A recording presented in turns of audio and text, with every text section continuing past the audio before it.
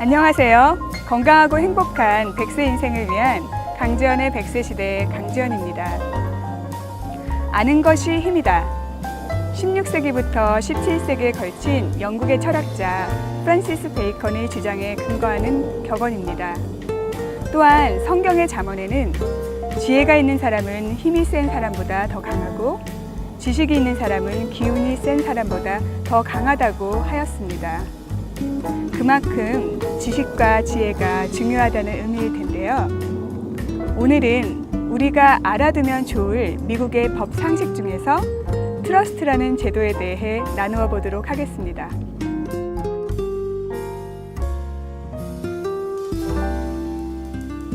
안녕하세요. 김낙준 변호사님. 네, 안녕하세요. 네, 변호사님께서는 지역사회에서 여러 차례 노후에 알아야 할 법들에 대해서 강의를 하신 바 있어서요. 기대가 정말 큽니다. 네, 감사합니다. 앞으로 강지연의 100세 시대를 통해서 여러 법들에 대해서 상세하게 알려주셨으면 좋겠습니다. 네.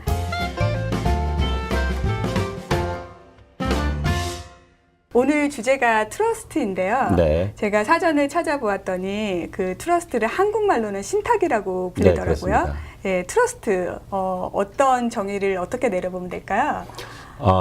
이 프로그램의 제목이 100세 시대죠. 네. 인간 수명이 길어지고 또 그에 따라서 경제 활동 기간이 길어집니다. 또 경제 활동 기간이 길어지다 보니까 자신의 재산을 축적할 수 있는 기간이 길어지죠. 또 거기에 따라서 자신의 재산을 자녀들에게 상속한다거나 또 스스로 관리하거나 또 그런 기간 또한 역시 길어집니다. 그렇기 때문에 그러한 길어지는 만큼 우리가 법적으로 거기에 따라서 재산을 관리하거나 처분하는 데 있어서 많은 시간과 경비가 들게 되죠. 트러스트인 경우에는 말 그대로 믿는 사람한테 맡긴다는 얘기죠. 네. 트러스티라는 것은 네. 믿을 만한 사람이란 뜻이겠죠. 제3자인 그 사람에게 자신의 재산을 관리하거나 처분할 수 있는 권한을 위임하는 걸 신탁이라고 보시면 되겠습니다. 아, 그렇군요. 트러스트가 그냥 신뢰할 수 있는 사람에게 맡기는 신탁이다. 그렇죠. 트러스트의 종류에는 어떤 것들이 있나요? 트러스트의 종류는 여러 가지가 있겠지만 오늘 제가 드리고 싶은 말씀은 그 중에서 living trust, 즉 내가 신체적이나 정신적으로 자신의 재산을 관리할 수 없거나 또 어떤 특별한 사유에 의해서 직접 이 재산을 처분하고 관리할 수 없을 때 제3자에게 그 관리나 처분을 위임하는 리빙 트러스트에서 말씀드리고 싶습니다. 리빙 트러스트라는 것이 한인분들에게는 좀 생소하실 거예요.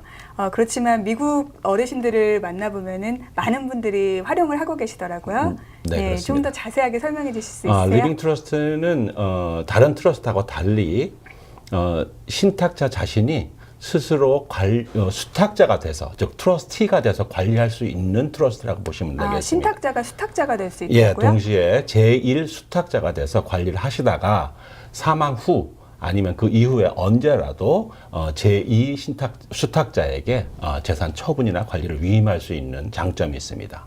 또 다른 장점이 있다면 신탁을 하는 그 시점에 따라서 다르겠지만은 상속세를 면제받을 수 있는 그런 장점도 있고요.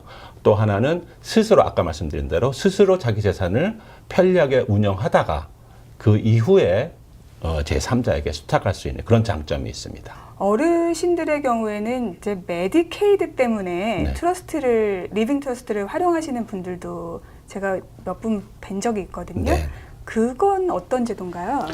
look back period라 해가지고요. 그 메디케이드를 신청한 날로부터 5년 전까지 거슬러 올라가서 그 기간 동안의 수입과 재산을 처분한 것이 있는지, 재산이 얼마나 많이 있는지를 평가해서 메디케이드 그 자격이 되는지를 심사하게 됩니다. 그렇기 때문에 만일에 5년 내에 자신의 재산이 부동산이나 동산이나 할 것 없이 처분을 한 게 있다 그러면 그 자격에 제한이 되겠죠.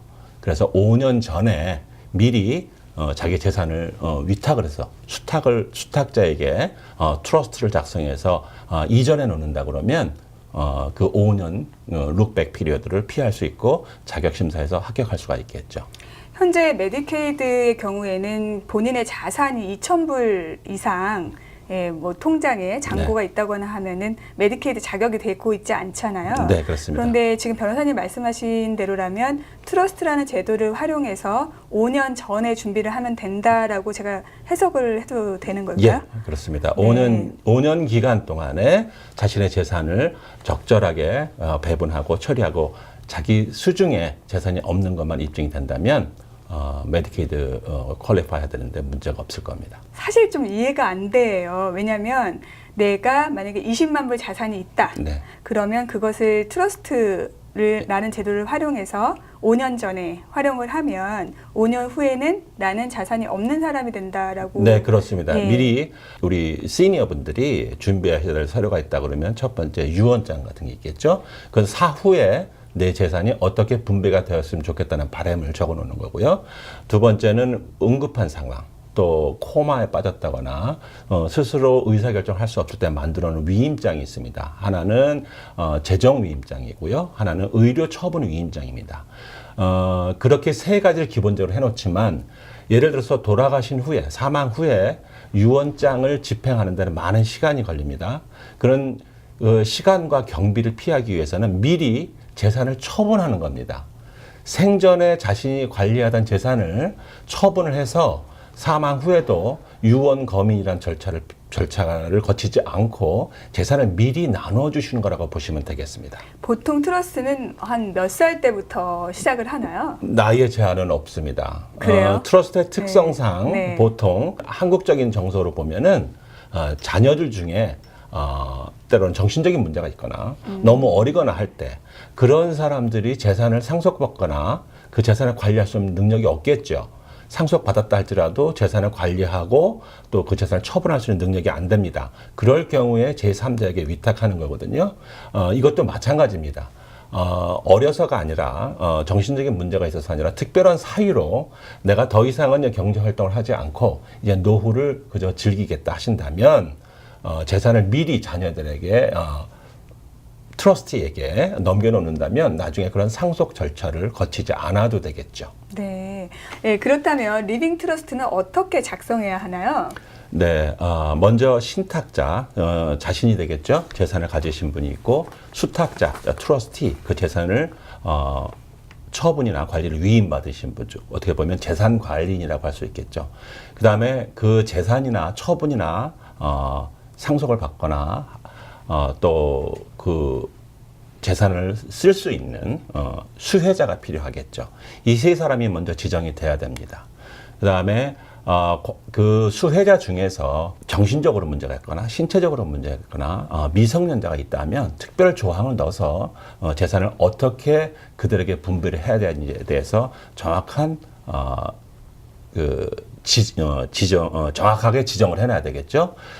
또 하나는 재산을 자기가 물려줄 재산이나 자기가 가지고 있는 재산에 대한 철저하게 아주 구체적으로 명시를 해야 됩니다. 그래서 부동산, 동산, 또 뭐 CD라든가 모든 것을 다 망라해서 목록을 만들어 주셔서 그 트러스티에게 어떻게 처분하라 하는 방법을 알려주셔야 됩니다. 한번 트러스트를 이제 시작을 하게 되면 이 재산을 내가 다시 사용할 수 없게 되는 게 아닌가를 오해를 많이 하시는 것 같아요. 그 부분에 대해서 설명을 좀 해주세요. 네, 트러스트에도 한번 결정을 트러스트에게 자기의 재산을 넘겨놓으면 수탁을 할 경우에는 절대 취소 못하는 경우가 있고요. 또 하나는 다른 방법 하나는 또 취소 가능한 트러스트가 있습니다. 취소 가능한 트러스트 취소 있어요? 가능한 트러스트가 있기 때문에 만일에 자신이 생전에 어떤 특별한 문제가 없어져서 자신이 모든 걸 다 스스로 할 수 있다 한다면 취소 가능 트러스트를 작성하시면 됩니다. 즉 내가 살아있는 동안은 내가 일수탁자가 되어서 사용하다가 그게 그 트러스트를 취소할 수도 있고요. 만일에 그게 irrevocable trust, 즉 취소 불능 트러스트를 만들어 놓으시면 일단 트러스트로 이전된 재산은 다시 회복할 수가 없기 때문에 사용할 수가 없습니다. 그럼 앞으로 영영 사용할 수가 없게 네, 되는 그렇습니다. 건가요? 예. 특별한 법정에 허가가 있지 않으면 판결이 있지 않으면 함부로 취소할 수 없는 트러스트가 됩니다. 또 다른 주의해야 될 점들은 무엇인가요? 아까 말씀드린 대로 트러스트 내 재산을 수탁자에게 넘겨줄 때 트러스트에다가 재산의 목록을 정리해야 되겠죠. 또 하나는 트러스트를 작성해 놓고 난 다음에 트러스트로 이전해 놓은 재산을 법적으로 모든 사후 조치를 해야 됩니다. 예를 들면 부동산이 있다면 부동산의 디드를 바꿔서 트러스티가 소유권을 가지도록 등기를 바꿔놔야 돼요. 우리나라 말로 하면 등기죠. 네. 등기를 바꿔놔야 됩니다. 예를 들면 은행 계좌, CD, 뮤추얼 펀드 이런 것들도 트러스트의 이름이 명기가 돼 있어야 됩니다. 예를 들면 어떤 분이 트러스트를 작성해 놓고 그런 부동산이나 동산의 명의 변경을 하지 않았습니다. 명의 변경하려고 그러면 돈도 들고 그렇죠. 시기적으로 네. 또 내가 지금 아직 건강한데 무슨 일이 있으려니 네. 하고 계속 미루고 있었어요. 그러나 그 신탁자가 불의의 사고로 예를 들어 사망했다고 봅시다. 명의가 이전되지 않은 트러스트의 명의가 이전되지 않은 재산들은 그때는 유언 검인을 받아야 됩니다. 즉 유언장을 작성하셨는지 안 하셨는지에 상관없이 법원 허가를 받아서 그 재산을 적절하게 분배를 해야 되는 거죠. 그렇다면 트러스트를 직접 작성할 수도 있나요? 네, 물론 직접 작성할 수 있습니다.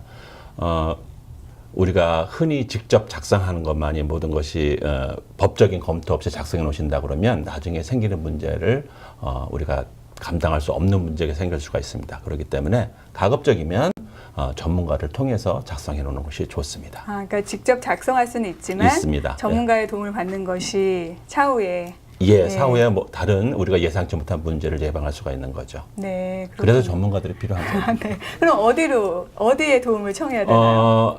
변호사가 제일 좋겠죠. 예, 이런 트러스트나 유언이나 이 가정법을 전문으로 하거나 그러한 법률 분야를 취급하시는 변호사한테서 가서 문의하는 것이 아주 좋은 방법이고요. 생각보다 경비가 그렇게 많이 들지 않습니다. 그래요? 예. 경비가 상당히 들 것 같다는 생각이 네, 들어요. 상당히 네. 재산의 유무 얼마나 많으냐에 따라서 차이가 있을 수 있고요. 얼마나 많은 재산을, 얼마나 다양한 재산을 트러스트에 넣느냐에 따라서 다르겠지만 생각보다는 그렇게 많이 안 들 겁니다. 그래도 생각보다 많이 안 된다는 것이 객관적인 수치는 아니잖아요. 네, 혹시 그렇습니다. 언급해 주실 수 있으세요? 글쎄요, 어느 정도? 네. 복잡하지 않다면은 아마 일반적으로 변호사들이 아마 1,000불 미만으로 아마 그 변호사 비용을 아마 요구할 겁니다. 아주 간단한 거라면 그보다 더 쌀 수도 있겠죠.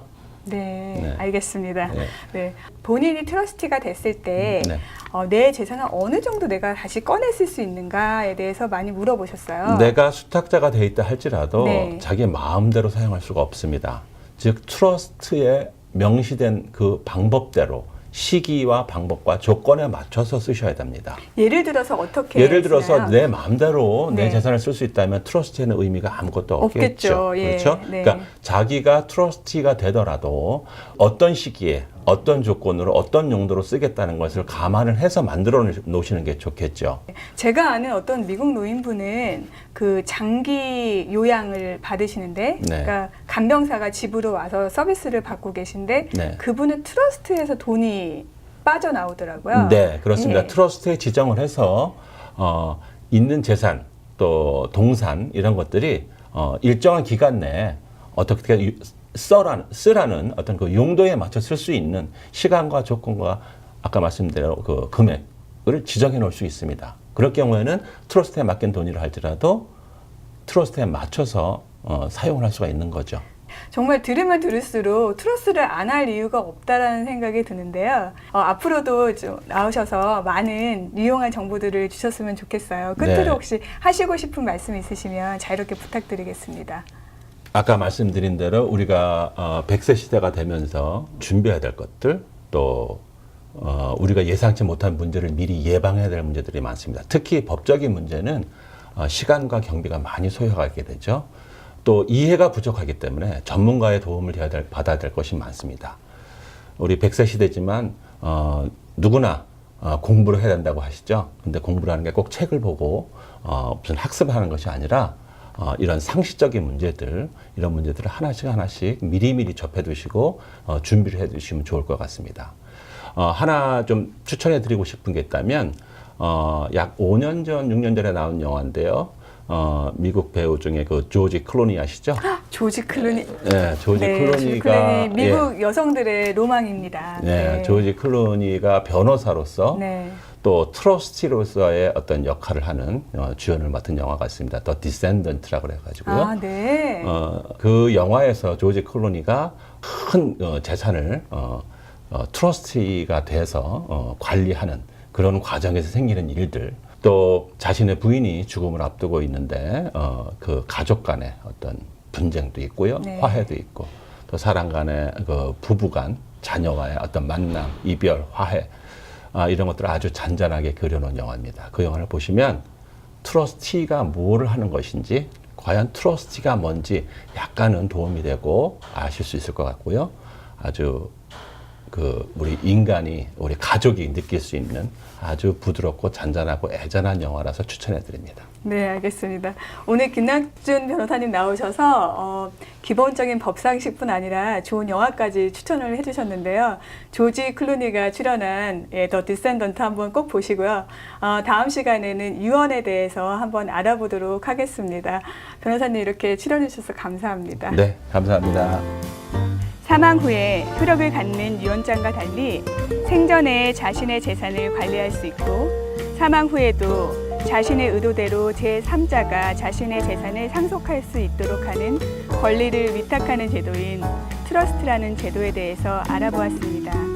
앞으로도 예측하지 못한 미래를 위해서 더 공부하고 준비해야겠다는 생각이 듭니다. 지금까지 아름다운 내일을 위한 강지연의 100세 시대 강지연이었습니다.